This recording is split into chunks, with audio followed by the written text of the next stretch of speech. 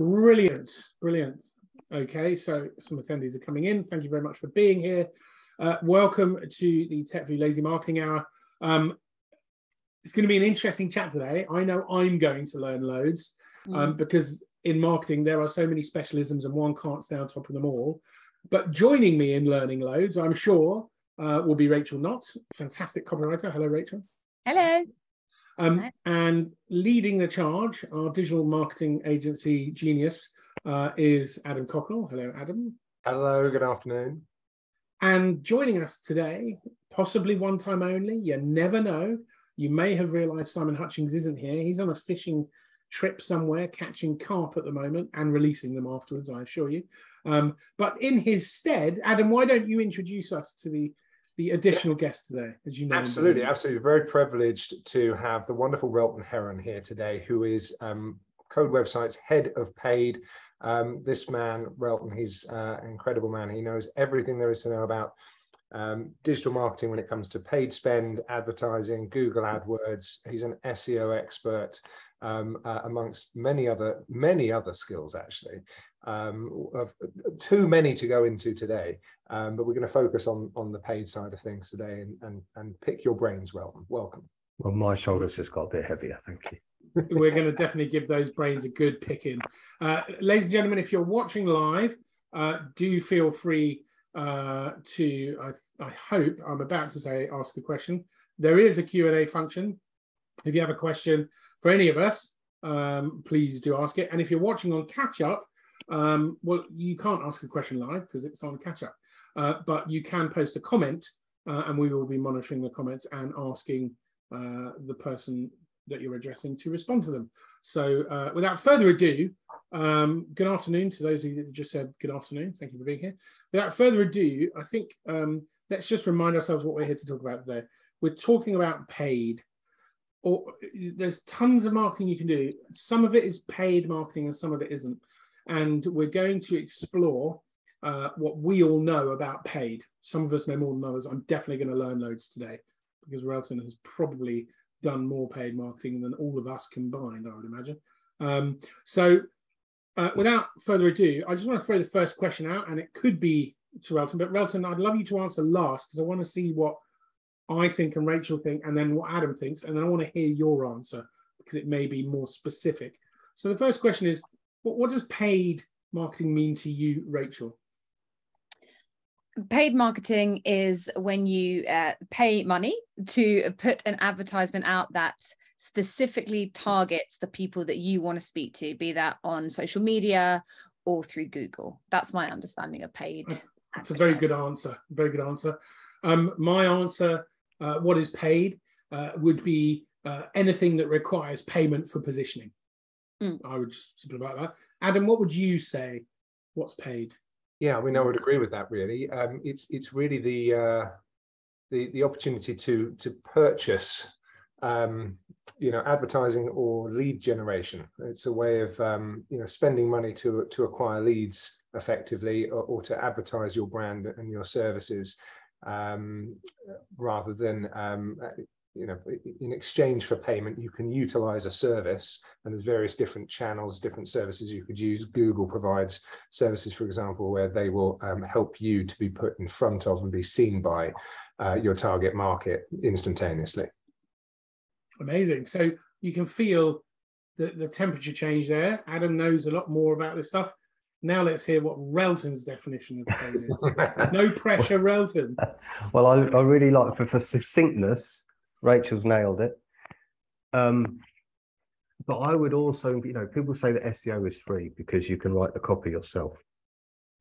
This is just another extension of paid. Most people need to pay a copywriter. Most people need to pay an SEO agency. So the free element of it suddenly becomes paid. And even if you do it in-house, you probably should get some training to do it in-house. That's going to cost you. And here at Code, we talk about not just return on investment, but a return on effort. And your time is precious. So there's always this balance between, what's going to bring you in a revenue and what isn't. And it's that return on effort as well as the ROI that's important.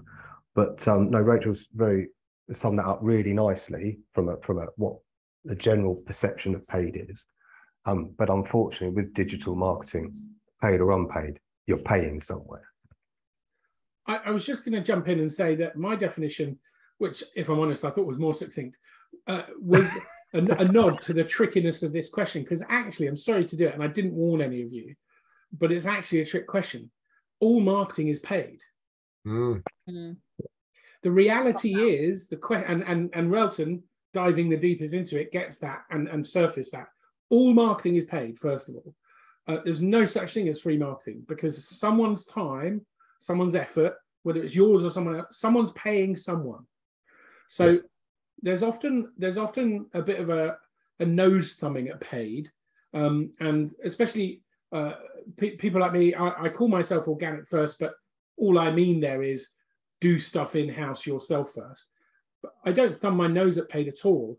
Paid has a massive place, and paid in the context of paid search, paid ads, paid positioning, anywhere, wherever you're paying, because it should accelerate the growth curve. Organic is always slower unless you get extremely lucky, but most people don't get lucky once, let alone regularly.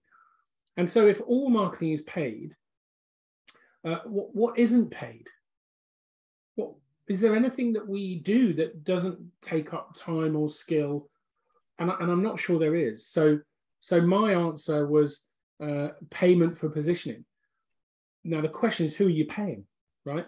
Like you said, Relton, sometimes you're paying yourself because it's your time. So I want, if anybody out there sees a distinction, I actually don't think there really is one anymore. And the next question I have will hopefully elaborate away from the trick question into something a bit more, hopefully, illuminatory. That's a good word, illuminatory. Paid, when we're talking about paid in general in marketing, we're talking about fundamentally two areas that most people spend money on overtly, as opposed to when I'm writing blogs for myself, I'm spending money covertly. I don't realize I'm spending. When we're spending money overtly, it's generally on social or search. Those are the two primary channels that people are going to invest paid in. Relton, are there any other channels? Have I missed something? Is it search or social? Is there anything else? No, it all generally comes down to that. You'll get bleeds into other areas, such as perhaps potential PR, storytelling, influence stuff. If you're selling the same story over and over again, and you need that story to differentiate yourself, then that will bleed into different conversations that you can't measure. You said influencer there. Influencer is a really good example. Influencer marketing is totally paid marketing. That's the whole point of it. Yes, you're always paying in some form when it comes to influencer marketing. And influencer marketing wouldn't exist without social platforms. Yes, and what about affiliate marketing? Paid marketing? Just a different payment model, really. It's just a different. Affiliate marketing is using other people's platforms, and those people have built those platforms through their own digital marketing or resource that they may already have available. But affiliate marketing is another one. Affiliate marketing is slowly dying, though. But let's not get too distracted. The algorithms presumably want to kill it, because it's paid. Well, it's advertising. It's not affiliate marketing. It's advertising, really, isn't it? Yeah, it's affiliate marketing is doing this, and influencer marketing is doing this. So you'll see the affiliate marketing, the old school affiliate marketing channels buying up the influencer marketing platforms to survive, actually. But a lot of affiliate marketing is code discount based. But there's still some little gems in affiliate marketing. They're just being rephrased or redesigned into influencers. Well, affiliate marketing generally is influencer marketing in a sense, because they're building a website that scores really highly on Google, gets lots of traffic, and then they're monetizing the traffic through a discount code. So it's influence, but not in the way we think of influence today. They've influenced the search engines, and effectively they've I was going to use a word, but I actually won't use that word. They've influenced the search engines to believe that they have credibility and an audience, and that drives traffic at them. But influencer marketing in today's context, you mean a person with a platform based generally on their personal brand, right?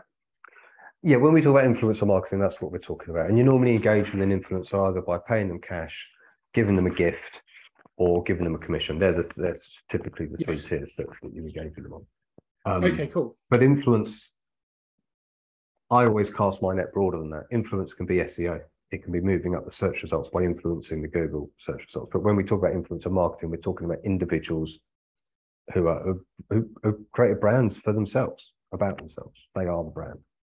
Yes, and next week, oh, that'd be a tough schedule. Next month, we'll be covering personal brand an awful lot. And I think there's a lot to talk about there. So bringing it back, today we want to talk about paid social and paid search. So how does that impact on the broader marketing ecosystem, Adam? I mean, someone comes to you, builds a website. Website's amazing, of course, because you built it and I know your work. Website's brilliant. And then that's it. The end of engagement? Well, no, certainly not, because you once you've built a website, if you built it correctly, you now need your target market to find that website, right? So you've got to get up there in the Google search results, in the organic results, which, as you've explained, still will cost to get there. But you've got to be found on the organic results, and ideally as well as the paid results. Social, and I was just consulting with a client on this morning, is just a really important part of your holistic marketing ecosystem, because whilst, let's say, you're a new brand and you've just launched, you may not have that many followers, that many people to market to on social. You may not find that it will generate a significant amount of leads.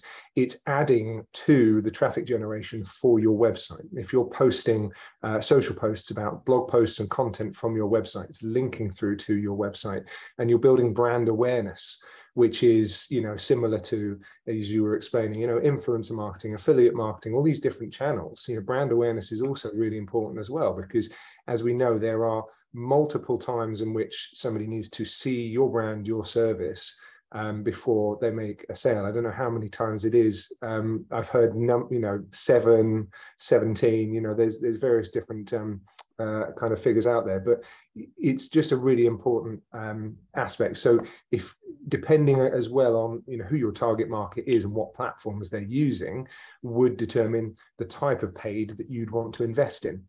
So it's not going to work, you don't want to basically kind of spread bet completely for any type of business. You want to have a strategy, but it can be really, really important to help drive the overarching machine. And as well, of course, you've got to consider the fact that you are competing. Whatever you do, you're competing with within your local industry and against your local competitors. Whether that's in a very small local area geographically, or whether it's broader than that. So we've got to figure out what they're doing as well and how to outposition them. So. Yeah. Okay, awesome. So it's a massive part of the web development ecosystem on the way into the website development itself. And Relton, I know we'll cover that in a second, about how content strategy, how everything can inform content back into content strategy, which you want to have identified before you build your website. So then and then after, of course, being found, if you don't have a search strategy. Once you've launched a website, you're probably not going to be found. I mean, the people that know you will find you, but the people that don't know you, and there's always more of them than the people that know you, the people that don't know you are going to be a lot less likely to find you. Now we talked a bit about, let's Relton go back to how paid actually works before a website is even launched to inform on, a couple of key areas. Yeah, sure. So if there's one thing anyone takes away from this little session, is Google can only crawl the written word. If you don't give it the right words about your business, Google won't know what you do, and it won't know how to serve you up. So just point in case, if you have a website, it says services, products, about us, blog, contact us. That doesn't tell Google anything about what you do. So you need to be quite specific. And you need to choose your words carefully. If you create a page and a particular page on your website for eco home builds, for example, that page needs to be all about eco home builds. And therefore that Google will know what that page is about. Google will know what to serve you up for. If you only have a few pages on your website and you're trying to put too many keywords onto a page, Google will get confused and it won't know what to serve you up for. So it won't serve you up. And the written word is crucial in every element of your website. So you need to name your images with the keywords, with the words that are important to you in your business. And this, your meta descriptions, your metadata, it all needs to say exactly what it is you're doing and be consistent for each page that you build out. So to go to your question about how paid search can help with your content strategy, content strategy is finding the right keywords, the right words to build your site on. So it's what your sitemap at the top of your website looks like, what words go into that sitemap. So paid advertising can, we're a bit creepy at Code. Okay, we can go and crawl anybody else's Google AdWords campaign. I can tell you, if your competitor has a Google AdWords campaign running, I can tell you exactly which keywords they bid on, how much it costs them per click, and how much traffic it will drive them. So just think about that for a moment. If we know that your competitor gets 500 hits a month for the eco home builds keywords, we know that that's going to bring your website traffic if you build around those keywords. Now, your competitor might be in a different part of the country, which means that you'll get it for all the local search. But if you're local and you're going national, this is really important because this will make sure that you're found in national searches. So getting your content strategy right and having the right keywords to build your website around is crucial. Google Ads influences what that looks like. We can also go another level of creepy and we can see which SEO terms, which keywords bring traffic in naturally and organic through SEO to competitors' websites. Plus, we can also, if you, the client, deliver us with a load of keywords that are specific to your industry, we can then go and do a load of research on those as well and the different permutations around it. So then we've got a lot of data to crunch, but we can order it by relevance is the most important one. There's no point us driving loft conversion traffic for an eco home build because it's the wrong target audience.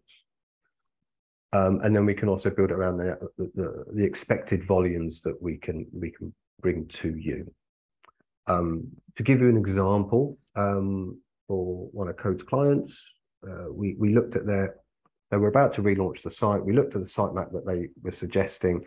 It had the propensity to drive 5,140 hits per month, visits to their website. After we'd finished with it and we'd done our research, we realized that using our sitemap that we recommended to the client, it had the propensity to drive 79,000 visits to their website. Not only that, but we identified a service that the client already provided, but they hadn't just separated it from their normal services. They were a business consultancy firm.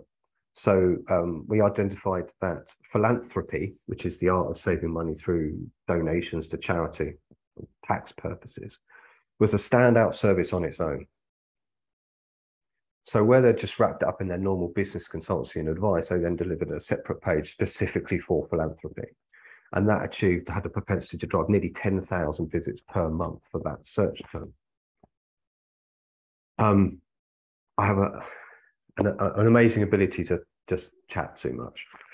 So please rein me in. You're doing fine. This is fascinating, even for me. Don't worry. I mean, I've been around for ages, but I'm learning. So look, you make some key points. If you don't do this stuff, you're just leaving traffic on the table, aren't you? Yes, but the beautiful thing is, right, so many companies don't do it. Your competitors rarely do it. Or if they've done it, they did it 10 years ago and they probably didn't do a great job of it then. So it really is an opportunity not to be squandered. So doing the content strategy, get that right in the first instance. The Google Ads and the SEO research that we do and the keyword research that we do all goes into that. Yeah. And then when you build the website and it comes out the other end, this is a really another key point I'd love you to take away, because this is going to Adam's point about the whole holistic marketing strategy that you require. If you've got a web page on Eco Home Builds, because that's the keywords that have proven to be successful, then you do a Google AdWords campaign against Eco Home Builds, and we send the traffic to that page, you'll appear higher up the search results within the Google ads than your competitors, because your web copy is deemed more relevant. And on top of that, you're likely to pay less, because Google prioritizes relevant copy, relevant content to the users over somebody wanting to pay more for less relevant content. That's why part of Google's success and where it is today. And it kind of completes the circle on, because when Code reports on your Google Ads campaign, we'll report on how much time as a percentage you spend in the top 3 ad slots. And we have very high figures there. It's typically 70+%. We're in the top 3. You don't want to be in the bottom 3. It's pointless. So having that, having the correct content for the keywords we're bidding on is another piece in the holistic puzzle. So I'm going to jump in. This is amazing. I'm building a website. I go and get the research done first, which is going to dramatically improve the chances of the website being built perfectly for Google, to communicate to Google, so that Google understand who it is we are, what it is we offer, who it is we're looking for, how we can help them, etc., etc. And then if we then leverage, even if we don't do paid ads after that, at least even our organic search will dramatically, obviously, increase. Your example of 5,000 to 79,000 is a great example of what's available and what's out there if you go for it. So even if I don't do paid ads, my traffic potential is going to go up because my content strategy is on point. And then if I do paid ads, because my content is so strong, if there's another company that's willing to pay the same amount as me, this is the way I understand it. If there's 2 companies that want to bid the same amount, the person with the higher relevance score and the lowest bounce will get the jump on the other person, because Google fundamentally is in the business of serving good results to keep people. That's why Google is so strong, right? So yeah. even though they may even want to pay more than me, never mind the same amount, they may even want to pay more, and yet I might still. So it's going to lower my cost of sales on the paid end as well. So all the way through, it's a bit of a no-brainer, really. If anyone's building a website and not doing this, please speak to Adam and Relton immediately, because even if all you do is work out what your navigation bar should be, if that's all you do, if all you do is at least work out what your nav bar is for whatever the cost is, I'm sure it's not millions of pounds, but it's a no-brainer, isn't it? You wouldn't build a website without it, would you? And you've hit the nail on the head. I'm going to mention 2 other things just to sort of go a little bit broader than that. One is Google My Business, and one is I've forgotten the other one. I'll come back to that one. So Google My Business, it's fantastic for local search. Okay. So if somebody types in Eco Home Builds near me, and you've got your address and your contact, but you've got your Google Maps on your website and your address on the website, you're going to come up in the search results for that specific term. Now, the client who does Eco Builds, he doesn't want to deal with lot conversions. He wants the higher caliber, the quality leads. So this is why it works well for him. And this is some free marketing, actually. I say free marketing, it doesn't take you very long. So this is probably the lowest, the cheapest bit of marketing that you do. Google My Business is free. And by setting up Google My Business, you put in your address, you put in what your business does. And if somebody's typing in these keywords and you're the nearest local business that does Eco Home Builds, you will come up on the map.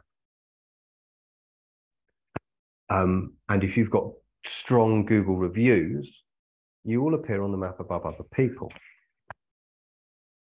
So that you can do for pretty much free. I mean, it literally takes 20 minutes to fill out your profile, type in Google My Business into Google, open an account, register, you'll get a postcard sent to you with a code, you log back in, you put the code in, done. The other thing is you were talking about, or we were talking about the quality of the landing page and the ad. Google gives a quality score for every campaign, every ad out of 10. And if the client is coming to that Eco Home Build page, and that's exactly what they were looking for, and they convert to a phone call or a contact form, Google knows. And your quality score will be 10 out of 10 consistently. If a competitor is sending them to a homepage or the quality of the ad is not quite so good, they will be less than 10. And that's how Google monitors and analyzes whether an advert's good or not. So I did remember the second point. The second point was the quality score. The first point was the Google My Business. Brilliant. We talked a lot about content strategy. It only seems fair to throw the ball back to Rachel. Mm-hmm. Obviously, I know you've worked with Adam and Relton. From a content strategy perspective, from a copywriting perspective, how does this all fit into what you do? Working with Relton and Adam in this way, it has made my life so much easier, but also in a way that benefits the client massively. Because when you talk about relevancy, you're talking about relevancy to Google, but there's also relevancy to the target audience. And what we've got with a content strategy is something that is so crystal clear. And the keyword strategy is so simple. It doesn't, I think, Relton and I were talking about this only recently. It doesn't have to be this sort of dark art that nobody can possibly understand. You know, I have a primary keyword that I have from the sitemap that I understand that the page needs to be constructed around, and the keyword needs to be in certain places, etc. And when the content is written well, and it's, you know, aimed at conversion, and it's relevant to the audience, and it speaks to their emotions and pain points, then the content strategy does nothing but inform the copy in a positive way. And it makes it, like I say, and the great thing about it as well is that with the content strategy is you might end up with, say, 15 pages that Relton and Adam say, this is our recommended sitemap. You don't have to write 15 pages right there and then. You know, you can add to the site as you go, but you're building from a solid foundation. My objective is always to partner with these guys to make sure that we have a content strategy in place before we start writing any copy, because it just gets the results that the clients want. Even if they haven't got a strong SEO strategy at that point, why not start from a position of strength? You can only build on that.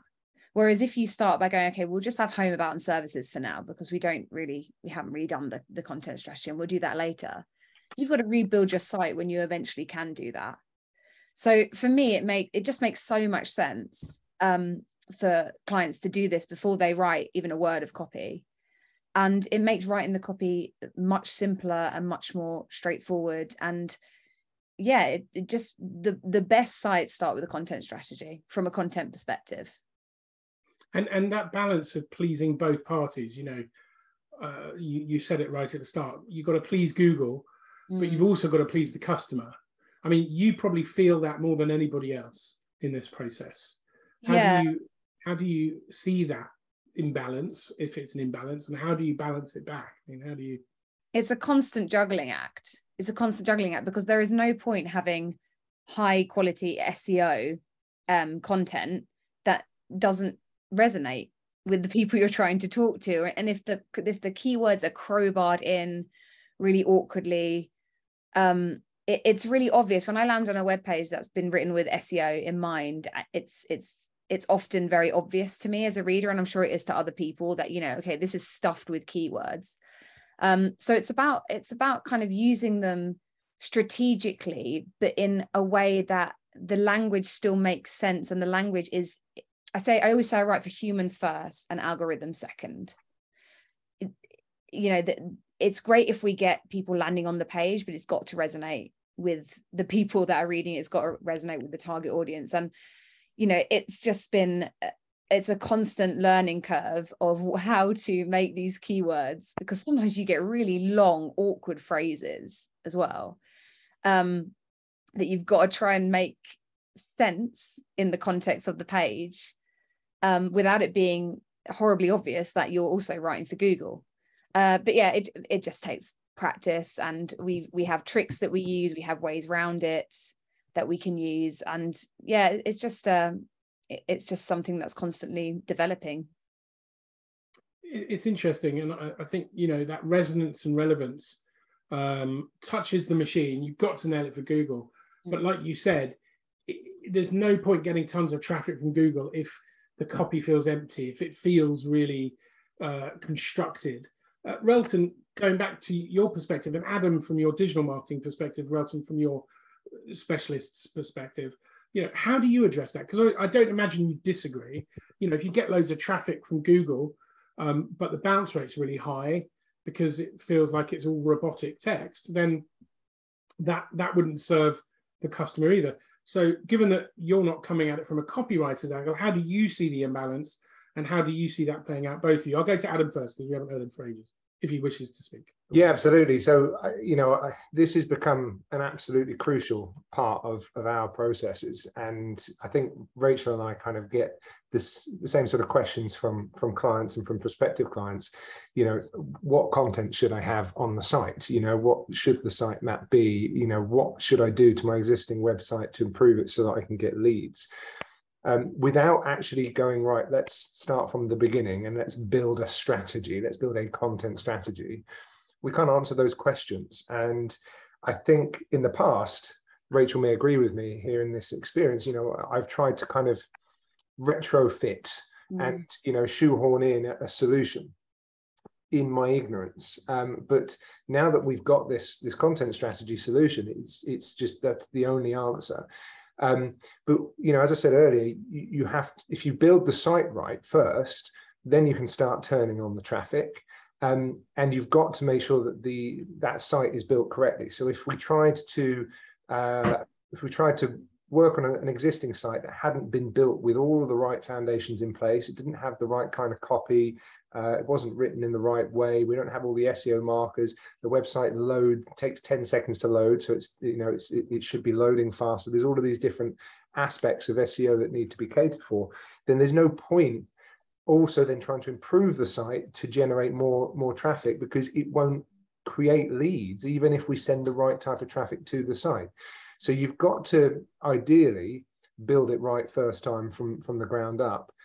You may have to kind of rebuild from the ground up with this in mind, or you may have to run a content strategy and look at, right, what pages can we now address that are kind of the core converting pages with the right keywords, and kind of, you know, phase it from there and sort of build it out from there. But really making sure that the website's built correctly, the copy is correct, and it coming back to your marketing strategy and making sure that you've got the right, you know, the right, you know who your target market is, what your avatar is, what your USP is, you've got branding, you've got brand messaging, tone of voice, because that's what Rachel will use to then write the copy in a way that will connect with the target market that we bring to the website, in conjunction with making sure it has the right keywords.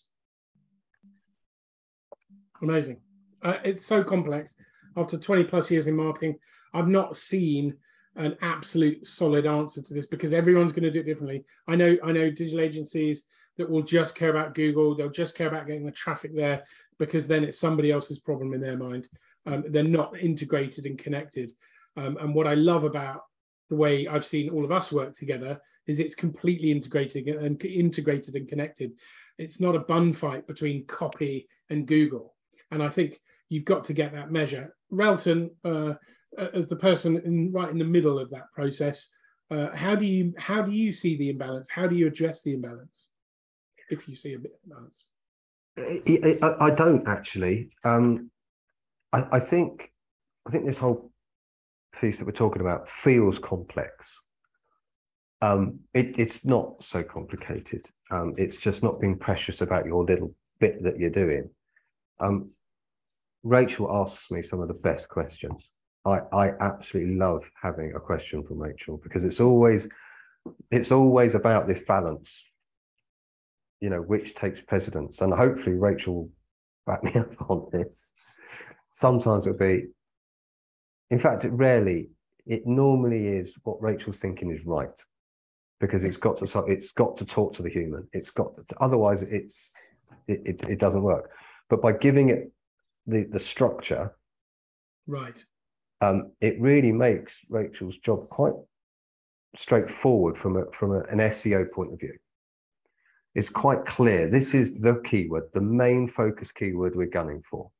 These are the supporting keywords, but this is the main one. This is what the URL says. This is what the meta title says. This is what the page title says. This is what the first sentence of your paragraph says. It's actually quite natural to write in that way. It's not unusual. And then what we're just looking to do is in other areas of that web page, whether it be subheadings or naming images, is just to amplify the focus keyword. It's not too complex. There is always the odd question though. There is always, there's always a bit of a balancing act. But as long as you're sticking to that core piece at the very beginning, it's quite straightforward. The other thing I'd like to mention, this is again just amplify what Rachel's saying here. It's a journey. Okay, well, what we're not saying is we're going to build your website, bam, it's going to work with you like that. What we're saying is this is where we want to, this is where we are, this is where we want to go. How long it takes us to go there depends on budget, depends on a number of different business constraints. And that's what we plan. We're very sympathetic to that. So we haven't got to go live with 20 pages. We can go live with 8 pages. And then over the next 12 to 24 months, we can add another page each month with a blog each month and build that content out. And Google loves that because Google wants to see things constantly being updated. And that you're relevant and new and everything else. And I think the other thing I'd just like to say actually is it's like building a website is like building a house. You've got your electrician, you've got your plumber, you've got your brickie. You wouldn't get the plumber doing the electrician's job. And it's bringing a team together where everybody can work together with these different specialisms to just make the best of everything. So you'll have the beautiful design, the creative guy. You'll have the technical person who does the technical build. You have the copywriter who does the beautiful copy. You have the SEO specialist that makes sure it's SEO'd. You have the user experience specialist as well. There's a number of different layers. So if somebody says to me, turns around and says, yes, I can do all those things, they can't. You need a specialist. They can do it badly. Yeah, it's like saying I'm an expert on Facebook and I'm an expert on Twitter. They're completely different platforms. You'll be you're superior on one over the other. It's just the way we are as humans. A bit like trying to, build a house, to use that same analogy, but, you've got various different people within, the construction company that will be specialists in using different equipment, different tools and different parts of the project, so you wouldn't get the bathroom fitter in to, possibly to also, put the windows in and do the bricklaying, and the plumbing. And you'd only get them in at a certain point in the project as well. Exactly. I love the way you simplified that, Railton. And I totally agree, by the way. I think harmony is the only way through all of this. But anything digital has been multi and interdisciplinary since the beginning, since day one. It's the only problem was they didn't know how to talk to each other properly. And so a lot of ego got involved very early on. But actually, when you get rid of all of that, when you get rid of the ego and the harmony, everyone's got their place in the process. You wouldn't speak to copy first, naturally. If you were going to build a website, you'd speak to a web developer. If you were going to build a house, you wouldn't start off your conversation with an electrician. Why would you? You wouldn't even start with a builder. You'd start with probably a surveyor to tell you what the land looks like and what's possible. And then you might go to an architect. And then from the architect, you might bring in an interior designer to now create the specs internally. And perhaps, I think that's the point here. I think Google is more architecture than nuance. And I think Google comes from the architecture end. And I think copy comes from the nuance end. And that's why I like the way you said that Rachel will, if there's a debate, often Rachel will win. But that's because I would suspect, as well as Rachel always being right, of course, because she knows her stuff. But logically, if you think about it, when there's an issue where it's 50-50, if in doubt, bet on the human, don't bet on Google. But that's when it's 50-50. If it's 80-20 and Google says, no, definitely do not use these words. Copy, you may want to use these words, but those words are terrible. Use these words. Rachel would totally listen to you. But equally, if it was the other way around, if Rachel said, yeah, that may search well, but that's not good English, we can't, Relton, I'm sure you would say, okay, well, we've got to find a way around this. Does that make sense, Rachel, Relton?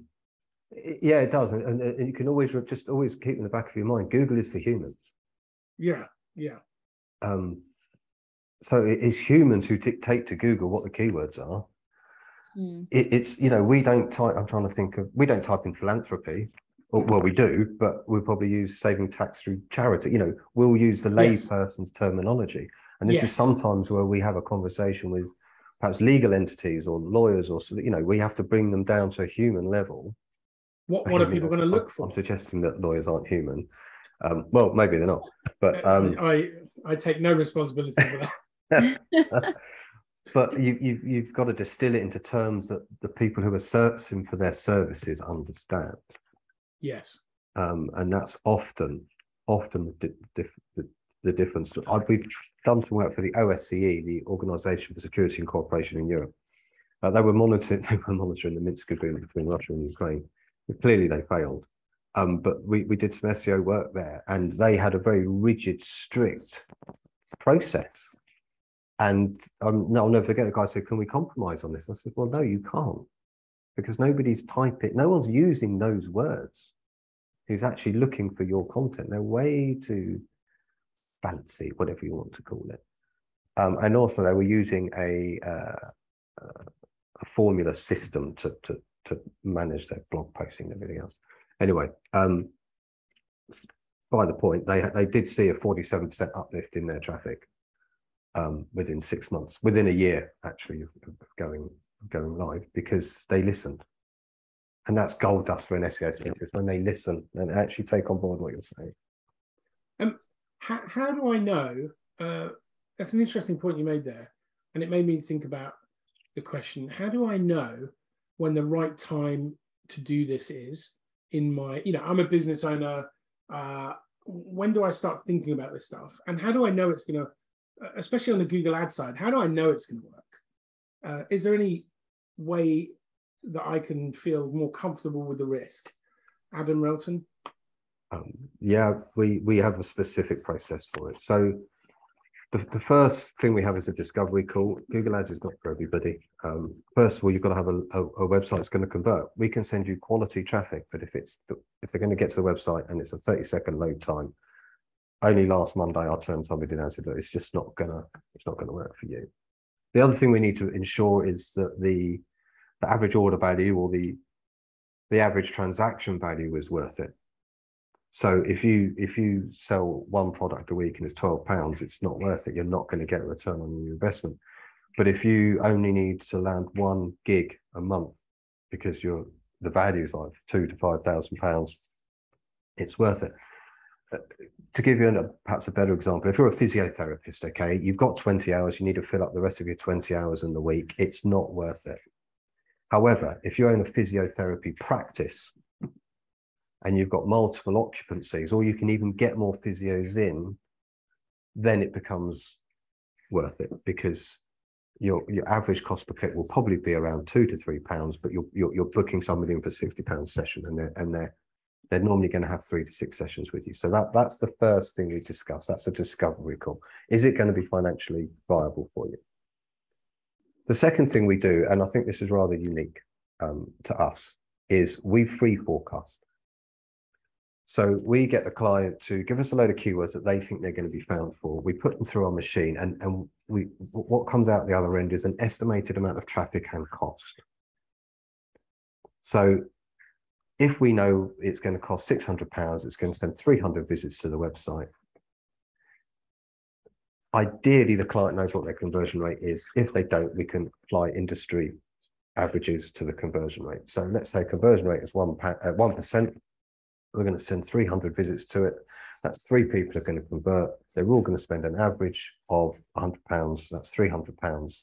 And you can start to reverse engineer whether it's going to financially be viable for the client or not. Now, at this point, the discovery call and the free forecasting, the client hasn't spent any money. Right. We've done everything we can to take the guesswork out of whether it's going to succeed or not. And at this point, we have also, we do turn people down, or we say, we don't think this is going to work for you. Right. Because we don't have a 12-month contract. We only have a full month's written notice, because by that point, not only we're confident as well that it's going to work, as well as the client. Bear with me so 2 for any, seconds. yeah, no worries. It just proves it's live. That makes me realise. Sorry to interrupt, but anyone watching this live or on catch up, if you're working with an SEO agency or a paid agency and these aren't the steps they're taking, well, there's a reason I favour working with these guys, and that's it encapsulated right there, because they don't want to take your money if they can't get you a result. In marketing, lots of people will take your money. There's tons of them.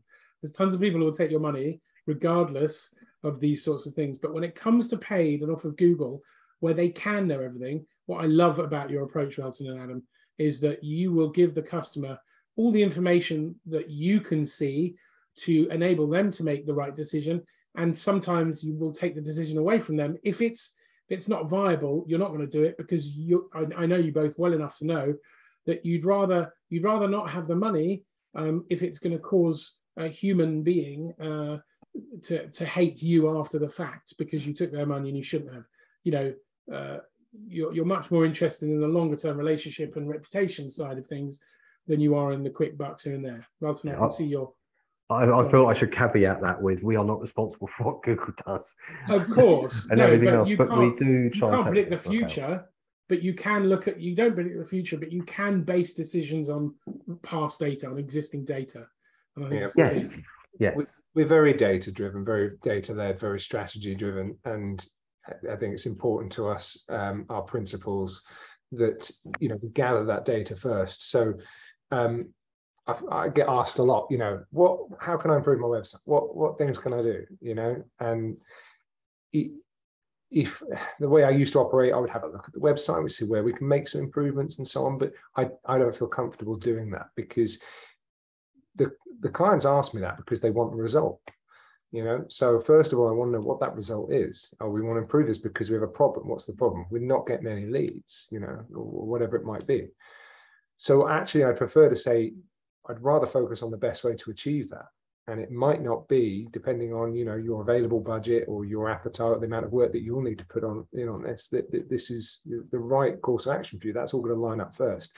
And that's why we've got these tools, like the free forecasting that we'll do around PPC, content strategy, which we can do. We can do that for an existing website that's been, launched 4 years ago. We can run that at this point and go, right, how does that compare with how it was launched and the keywords that are being used? Because from there we can make data-driven decisions about, what can we actually do to achieve things, and is that in your best interest? We can also run an SEO audit, so we can have a look at, whether or not all the right SEO markers are in place currently on the website. We can do a combination of those things, to give us a full picture. So often, rather than just kind of making some small tweaks, which may not actually add up to any return on effort or return on investment, having these reports in the first place and getting the data puts the client in the driving seat as to, what's going to be best for them next steps. And when we share that data, now, often clients are like, well, I don't need to know, but quite often the client is also equally interested. And it's the client's reports. So we will adjust the report for the client's requirements, but typically there's always certain specific data in there.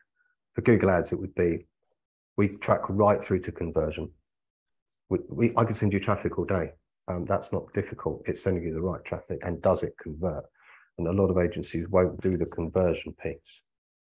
We won't go live on a campaign without conversion tracking, because then we don't know if we're doing a good job. And a conversion is a phone call, a newsletter sign up, a contact form, a booking, a sale. It could be a number of different things that we get to choose what that is with the client. It strikes me your approach is exactly the right approach. I've seen lots of them over the years. But even then, let's caveat this.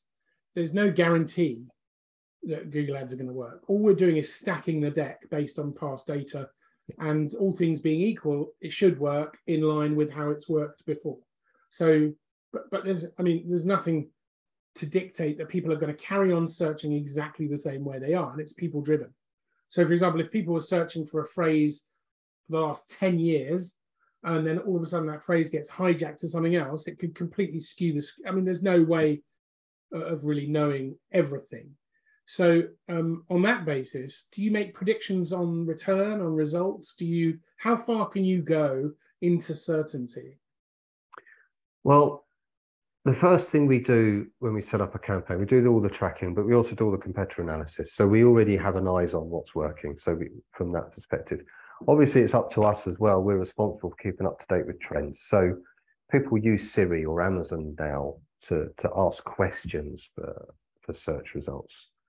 So the Google algorithm has changed to serve up, and you'll see this now. You get these 5 little drop boxes on some search inquiries you get that are basically questions. So creating content around answering questions, which are verbally asked. It used to be people would type the shortest possible key phrases in to Google to find a result. Now people are asking long questions. So almost sentences, aren't they? Yeah, they're more or less sentences. So it's gone from short tail to long tail search queries, and it's I guess it's up to us to feed that back to the client in some respects, and just keeping up to date with how people search for things. It's also a case of optimizing on a monthly basis. It's not just a case of run a report, launch a campaign, sit back. You know, there's a lot of work that goes into the management of the ads accounts, whether it be social, Google Ads, you know, or whether or not it's organic. You know, on a monthly basis, we need to be looking at reports for paid or organic, and you know, and then making decisions to improve. And that's part of the test and measure. That's an important part of the process for paid or organic campaigns, is we can get a lot of data at the start before launching, but then we also gather data on a monthly basis, you know, to feed our decisions going forwards as well. And the business is going to change as well. The services that the business offers might be change. The overall marketing strategy, a campaign, you know, might be launched in conjunction, might need some new content that's going to then drive decision making around the keywords and the focus and the ad spend and so on. So it's an ongoing process as well. And Rachel's probably at the forefront of this, because when you write a blog, it's the blog title is often a question. And that might be from Rachel asking the client, what questions are you getting asked? Yeah. And the client then looking at search and saying, well, what questions are people typing to get to us? Or what questions are they not typing to get to us, right? That's how they phrase things, and a lot of that would come through. We'd also incorporate the existing sitemap and the existing content strategy into those questions, potentially. Yes, because then it's all self-reinforcing, isn't it? Yeah. Ultimately, everything then sort of reinforces everything else. Mindful that we're nearly at time, and respectful of everyone's time. If anybody has a question, pop it in the Q&A. We've got a couple of minutes left. My last question for all of you is, if there's one thing people take away from today, what should it be? I'll start with Relton, and I'll give Adam and Rachel more time to think. Relton, you kind of said it earlier, if there's one thing, but if there's one thing that you want people to take away from today, apart from your phone number, obviously, joking, but you know, apart from call Adam and Relton, what one thing should they be taking away from today? It is what I said earlier. Google can only crawl the written word. So if you don't give Google the right words in your website copy, you're a dead duck, I'm afraid. So it's worth spending the time and effort to understand your clients or your target audience, because your current clients compared to the clients you want might differ. What they're looking for and what they're going to use to type into Google to find your services. Yeah, amazing. Okay, Adam. I would say it's have a strategy. if you have a question around your marketing, your digital marketing, paid ad spend, social media, your website, for me, it always comes back to strategy. You know, we need to make a decision based on, you know, a plan. We have a plan here. So if we can't answer the question, it means we need to go back to the plan. So if it's what content should we be putting out over the next 6 to 12 months on social media and on our website, we need a content strategy. You know, if it's what campaigns we should be launching, you know, and so on, it's marketing strategy. If it's how the brand should be communicating, what the messaging is, what the USP, then it's brand strategy. So having the strategy in place will answer and inform the questions and decisions that the client needs to make and that we need to make in our different roles within the agency and the marketing team. Okay, good answer. Rachel, last but not least. I guess mine would be it doesn't have to be really, really complicated, like Relton said. I think it's simpler than people it's simpler than people think to create a keyword and an SEO strategy. I think marketing strategy is maybe a little bit more complicated, but the outcome, certainly as a copywriter, you know, Relton's simplified it so much for me. And I think that is a really strong message because people get overwhelmed by it. They get overwhelmed by the idea of, oh my goodness, I don't understand SEO. How am I going to manage that? How am I going to write content optimized SEO? And actually, this system is incredibly straightforward, and it makes it creates a clear road ahead. So yeah, it's simpler than you think. Lovely. Well, if I had to come up with a key thing for people to take away, it would be don't go to generalists for specialist advice. If you get your website built by a fantastic web developer, that doesn't mean they know anything about anything else. If you get an SEO report from a great SEO agency, it doesn't mean they know anything about it. Make sure you're speaking to people who live and breathe this stuff all day. As someone who's been in marketing for too long, I can tell you, I can't possibly work with people who say they know everything about everything in marketing, because immediately that doesn't stack up. So find an expert. Clearly, you've got a copy expert here today. You've got a digital marketing expert. You've got a paid expert. And you got me, a hosting expert. But in reality, I'm grateful to all three of you for you joining us today. We are sadly out of time. I'm sure there'll be more discussion on this in the coming weeks. I think we answered the question about what's more important. You know, is Google more important than the human? Is the human more important than Google? I think we answered that well today. And thank you all for being here. Thanks for having us. Thanks, Al. Have a great day. Cheers, Al.